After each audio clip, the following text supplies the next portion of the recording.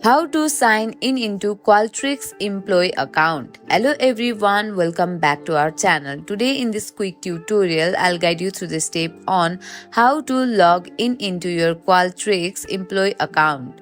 So let's get started. First of all, open your preferred web browser. In the address bar, type in Qualtrics Employee Login and hit enter. Click on the first link that appears in the search result. This will take you towards the login page. On the login page, enter your email address and password in the respective field. If you have forgotten your password, click on the forgot password link to reset it and follow the on-screen instruction.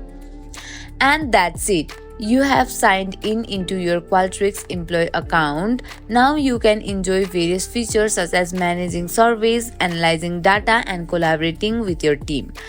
Thank you for watching the video till the end. Hope you like the video. If you like the video, don't forget to subscribe our channel for more tutorial like this. See you on the next video.